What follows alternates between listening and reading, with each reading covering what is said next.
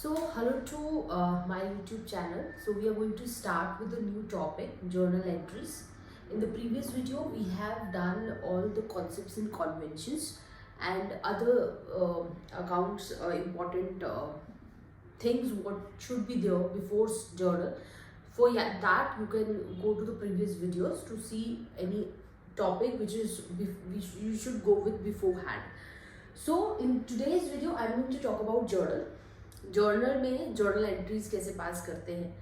Accounting, financial accounting में there is a proper process for the same. What is process that आपको step by step जाना है to, because at the end financial accounting में at the end there are two very important financial statement जिनका आपको पता ही होगा. One is P&L account and one is your balance sheet. P&L को income statement भी कहते हैं. सो these are the two very important financial accounts we can say, or financial statement जो at the end आपको बनाना है. लेकिन P&L अकाउंट और balance sheet तक पहुंचने के लिए there are further beforehand things which you have to go with also. उसमें सबसे पहला आता है जर्नल. जर्नल में जर्नल ट्रांजेक्शन्स हैं जो आपको पास करनी है. उसके बाद ledger, then trial balance, then there will be P&L and then balance sheet. So ये पूरा स्टेप रहता है. So only we are going to start with the very first step that is journal entries. अब देखिए, I am going to start with the very basic of it, journal entries में. So now in case of this also there are two ways to go with it. Journal entries आप दो तरीके से पास कर सकते हैं. एक आपका ट्रेडिशनल मेथड्स है. ट्रेडिशनल हो गए आपके थोड़े पुराने methods but which we can use now as well. और एक हो गया मॉडर्न मेथड. तो दो तरीके के रूल्स हैं, मतलब रूल्स जो हैं there are divided into two types, traditional and modern. Modern से आप सम्स कर रहे हो या ट्रेडिशनल से, you will get same answer first of all. But difference सिर्फ ये है कि ट्रेडिशनल करते हो तो देर आर इधर you are going to do traditional और मॉडर्न, आपको वो पता होना चाहिए क्या है. So I am going to go with both the method. Traditional भी करेंगे और मॉडर्न भी करेंगे. But before that we are going to in today's video I am going to talk about traditional method, because traditional ही will take whole time for us. इस पूरी video को अगर मैं दोनों मेथड्स में करने लगी तो it will be very large, it will be very heavy file. So traditional से स्टार्ट कर रही हूँ. सो अगेन रिपीटिंग, इस वीडियो में we are going to do traditional rules. So those are interested for traditional rules they can watch this. So now traditional classifications के according अगर हम बात करते हैं, सबसे पहले हमें समझना पड़ेगा जर्नल में होगा क्या. अकाउंट्स के स्टूडेंट्स हुआ और there are two very important things जिनको हम डेबिट एंड क्रेडिट बोलते हैं.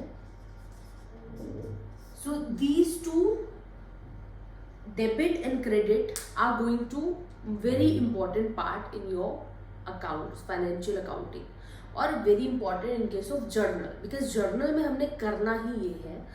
हमने, अगर आपको याद हो, हमने कॉन्सेप्ट्स कन्वेंशन में एक रूल किया था, that is your double entry और ड्यूअल एस्पेक्ट. ड्यूअल एस्पेक्ट में हमने क्या किया था, that every whatever transaction you are passing, so for every debit there should be credit for the same. For every debit there should be credit for the same. This was your dual aspect rule.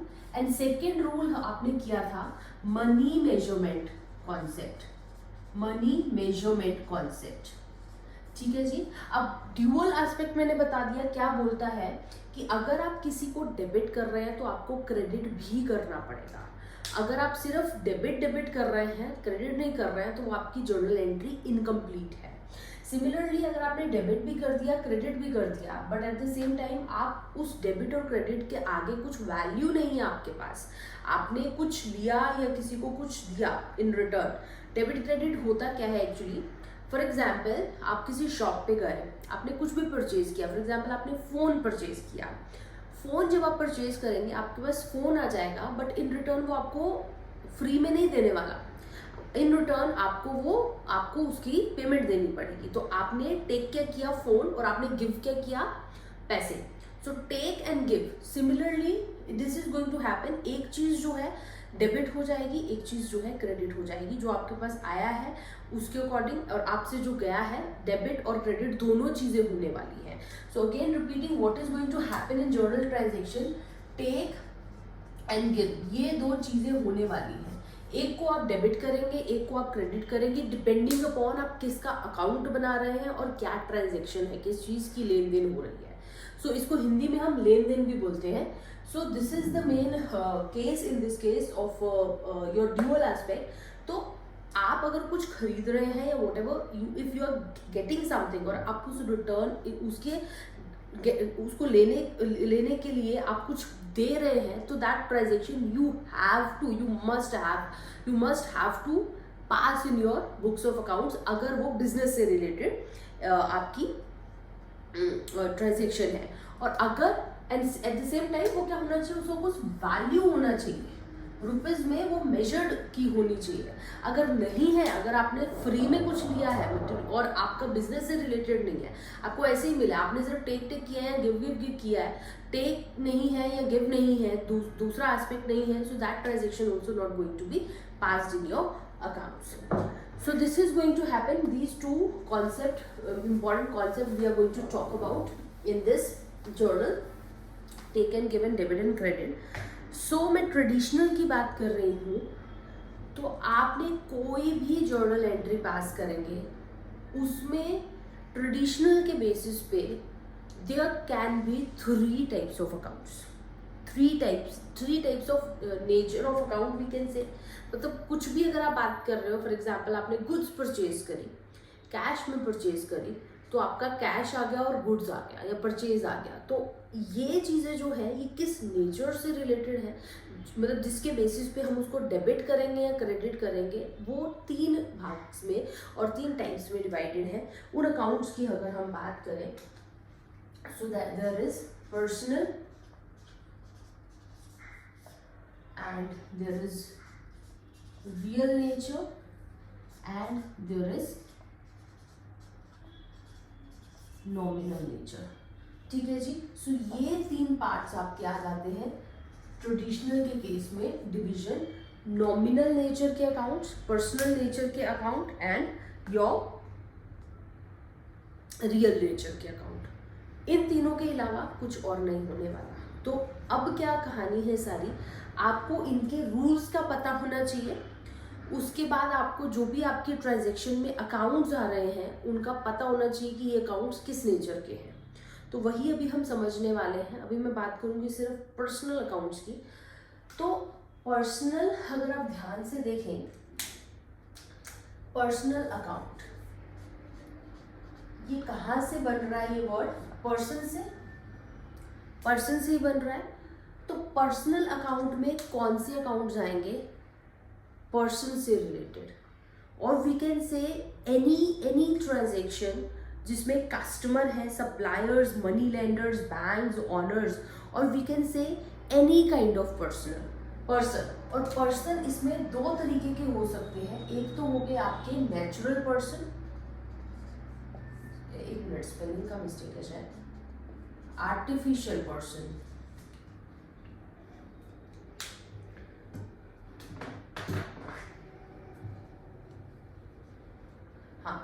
सो एक हो गए आपके natural person और एक हो गए आपके artificial person. अब नेचुरल पर्सन क्या हो गए, नेचुरल पर्सन हो गए जैसे मेरा नाम है, मैं, या अनिल कर देते हैं, राम कर देते हैं, अंकित कर देते हैं। सो ये जो एक्चुअल में एग्जिस्ट करते हैं human, as a human body, वो हो गए आपके नेचुरल पर्सन्स। आर्टिफिशियल क्या हो गए, आर्टिफिशियल पर्सन क्या हो गए, जैसे आपका हो गया दिल्ली यूनिवर्सिटी, ठीक है जी, दिल्ली यूनिवर्सिटी, पंजाब यूनिवर्सिटी, कोई ऑर्गेनाइजेशन, टाटा कंपनी, ठीक है जी, बाटा कंपनी, जो ऑर्गेनाइजेशंस हैं आर्टिफिशियल में आ गए, ये ऑर्गेनाइजेशंस हैं या बिल्डिंग्स हैं, वो भी आपके पर्सन्स ही हुए, बट वो पर्सन्स हुए आपके आर्टिफिशियल पर्सन्स। ठीक है जी। सो पर्सन में, पर्सनल नेचर में जितने भी कोई भी ट्रांजेक्शन है, जैसे मैं कह रही हूँ कि मैंने मेरी कंपनी है दिल्ली यूनिवर्सिटी से रिलेटेड कोई ट्रांजैक्शन मेरे बिजनेस में हो रही है, तो दिल्ली यूनिवर्सिटी का अकाउंट जब मैं ओपन करूँगी वो अकाउंट जाएगा पर्सनल नेचर में। अब इसमें देख लेते हैं, हमने बात करी थी डेबिट होगा या क्रेडिट होगा। तो डेबिट क्या होगा और क्रेडिट क्या होगा, दैट वी हैव टू सी। इसमें हम क्या करते हैं, डेबिट दी रिसीवर, क्रेडिट दी गिवर। ये चीज हम करते हैं इन case of personal account, debit the receiver, credit the giver. अगर मेरे अगर मैं अपनी कंपनी के अकाउंट बना रही हूँ उसके बेसिस पर अगर देखें तो डेबिट द रिसीवर, अगर तो रिसीवर जो भी उस ट्रांजेक्शन में रिसीवर होगा उसको हम डेबिट करेंगे, जो भी उस ट्रांजेक्शन में गिवर होगा उसको हम क्रेडिट करेंगे। मतलब अगर अनु जो है वो रिसीवर है तो अनु डेबिट हो जाएगी, और अगर अनु जो है वो गिवर है तो अनु क्रेडिट हो जाएगी। This is the simple case. तो एक ट्रांजेक्शन हम देख लेते हैं। फॉर एग्जाम्पल मैं एक ट्रांजेक्शन लिख लेती हूँ, cash received from mister Rakesh. ठीक है जी, ये मैंने एक ट्रांजेक्शन लिख ली, cash received from mister Rakesh. So mister Rakesh इसमें आ रहे हैं जो पर्सनल नेचर के हैं, क्योंकि ये नेचुरल पर्सन इसमें आ रहा है। इसमें एक और टाइप का आता है पर्सनल में ही, रिप्रेजेंटेटिव पर्सन, वो हम बाद में करेंगे। So cash received from mister Rakesh, अगर आप ध्यान से देख पा रहे हैं मिस्टर राकेश क्या है, मिस्टर राकेश से पैसे आ रहे हैं। सो मिस्टर राकेश जो है वो क्या है, गिवर कैटेगरी का है, वो गिवर है। तो जब भी हम एंट्री पास करेंगे तो डेबिट किसको करने वाले हैं वो तो हम बाद में देखेंगे जब हम उस पर्टिकुलर नेचर में पहुंच जाएंगे। बट हम राकेश अकाउंट जो है उसको क्रेडिट करने वाले हैं। क्यों? क्योंकि राकेश जो है वो गिवर है, क्योंकि गिवर को हम क्रेडिट करेंगे। उसके बाद सेकेंड हम देख लेते हैं रियल। सो रियल में क्या होगा, पर्सन में तो आपके सारे पर्सनल आ गए, पर्सन आ गए। ठीक है जी, इसको लाइन मार देते हैं ऐसे। रियल में सारी थिंग्स जो होंगी रियल नेचर की, those are going to come in. और वी कैन से जितनी भी आपकी एसेट्स रहेगी वो सारी रियल नेचर की जो एसेट्स है, और वी कैन से जो एसेट्स हैं फिक्स्ड एसेट्स, या यू कैन से जो एसेट्स हैं those are going to be part of your real nature. ठीक है, सो उसमें हम अब करके देखते हैं। रियल में मैंने बोल दिया एसेट सारी आने वाली हैं, और इसका जो रूल है वो क्या होने वाला है, रियल नेचर का rule will be debit what comes in, credit what goes out. ठीक है जी, क्या मतलब है इसका, रियल में आपकी सारी एसेट्स आने वाली हैं, और यू कैन से ऑल थिंग्स, रियल थिंग्स जो है वो आने वाली हैं। जैसे आपकी land, building, plant, cash, bank का थोड़ा है इशू, वो हम बाद में भी देख सकते हैं। पेटेंट, गुडविल, इन्वेस्टमेंट, इन्वेंट्री, ये सारी जो है एसेट्स कैटेगरी की आपकी आएंगी रियल अकाउंट में। बट रूल क्या रहता है, डेबिट व्हाट कम्स इन। अगर तो वो एसेट आ रही है तो उसको आप डेबिट करेंगे, वो कोई भी एसेट अगर जा रही है आपकी कंपनी से उसको क्रेडिट करेंगे। सो वो हम देख लेते हैं इसी पर्टिकुलर ट्रांजेक्शन में। अगर आप देखें तो कैश जो है, कैश एसेट है पहले तो, और रियल नेचर की है। तो कैश जो है आपके आ गए रियल नेचर की। कैश रिसीव्ड फ्रॉम राकेश था यहाँ पे, तो कैश क्या है, हम रिसीव कर रहे हैं, कैश आ रहा है। कैश आ रहा है तो क्या हो रहा है, cash is coming in the business. तो आप क्या करेंगे, कैश अकाउंट को डेबिट करेंगे। और यहाँ पे राकेश को क्या किया था, क्रेडिट, तो राकेश अकाउंट को क्रेडिट करेंगे। So this is going to be the journal entry, cash account debit to Rakesh account credit. ये एक स्ट्रक्चर है जो मैं अभी पहले जर्नल ये कर लेते हैं, फिर मैं आपको स्ट्रक्चर एक बार क्लियर कर दूंगी कि how to write journal entries. But अभी के लिए कैश अकाउंट डेबिट हो गया क्योंकि कम्स इन है, और राकेश अकाउंट क्रेडिट हो गया क्योंकि राकेश जो है वो गिवर था। एक और ट्रांजेक्शन पास करके देख लेते हैं जिसमें डिफरेंट कर लेते हैं। जैसे इसमें कर लेते हैं मशीनरी परचेज्ड इन कैश और ऑन कैश ₹50,000। तो इसकी ट्रांजैक्शन कैसे होगी पहले तो देख लेते हैं क्या क्या है। मशीनरी एसेट है रियल नेचर की, कैश भी क्या है एसेट है रियल नेचर का। मशीनरी खरीदी है आपने, तो ये क्या हो रहा है, मशीनरी आ रही है कंपनी में या मशीनरी जा रही है, मशीनरी कंपनी में आ रही है। तो अगर आ रही है कम्स इनको हम क्या करते हैं डेबिट, तो आपका क्या हो जाएगा मशीनरी अकाउंट डेबिट हो जाएगा। कैश आपने कुछ परचेज किया तो आप कैश अगर दे रहे हैं तो आपके हाथ से कैश जा रहा होगा, so cash is going out from the business, so cash को आप यहाँ पे क्रेडिट कर देंगे, कैश अकाउंट को आप क्रेडिट कर देंगे और अमाउंट आ जाएगा 50,000 debit and 50,000 credit. So this is how it goings to look like in case of real nature. ठीक है जी, ये आपका रियल नेचर का हो गया। लास्ट हम देख रहे हैं नॉमिनल नेचर। अब नॉमिनल नेचर में आपका क्या रहेगा, रियल में मैं एक चीज बोलना भूल गई, रियल में टेंजिबल इंटेंजिबल एसेट दोनों टाइप के आएंगी। टेंजिबल जो which we can see which we can touch, and intangible होता है which we can not see, जैसे पेटेंट गुडविल की मैं बात कर रही थी, those are intangible one. Nominal की बात करते हैं, नॉमिनल अकाउंट या nominal nature is very important nature. Why? Because this nature, this nature का जो भी रूल हम करने वाले हैं that is the most important rule. And because हमारा मेन फाइनेंशियल अकाउंट में फाइनेंशियल स्टेटमेंट में स्टेटमेंट रहती है आपकी P&L अकाउंट। P&L अकाउंट अगर आप T फॉर्मेट में बना रहे हैं या जो भी है, उसका जो P&L अकाउंट का मेन रूल होता है वो नॉमिनल अकाउंट का जो रूल होता है वो एग्जैक्टली वही होता है, फॉलो करते हैं आप। क्या है और नॉमिनल में आते क्या है वो बता देती हूँ। पर्सन सारे हमने यहाँ ले लिए, एसेट्स हमने सारे यहाँ ले लिए, बचा क्या है अब हमारे पास रहता है एक्सपेंसेस रह गए हैं और थिंग्स हमने यहाँ पे ले ली है, तो सर्विसेज रह गई। सर्विसेज से जो भी आपका आएगा, तो सर्विसेज से आपको एक्सपेंस या इनकम हो सकती है, प्रॉफिट या लॉस हो सकता है। So that is going to come over here in nominal. आपका क्या क्या मैंने बोला है, expense, gain, loss and income, ये तीन चीजें रह गई। बाकी सबकी हमने बात कर ली है in the personal and real nature में। तो ये चार चीजें जो बची हैं ये चारों आपकी नॉमिनल में होंगी।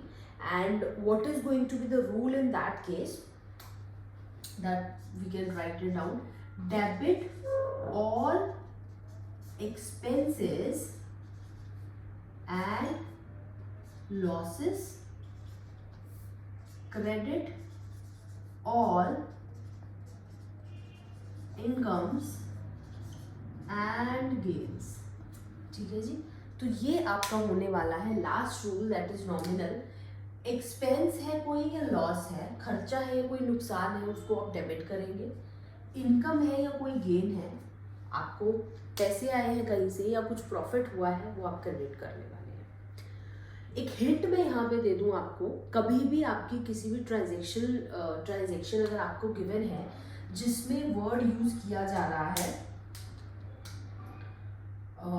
पेड, ठीक है, और जिसमें सॉरी मैंने उल्टा लिख दिया,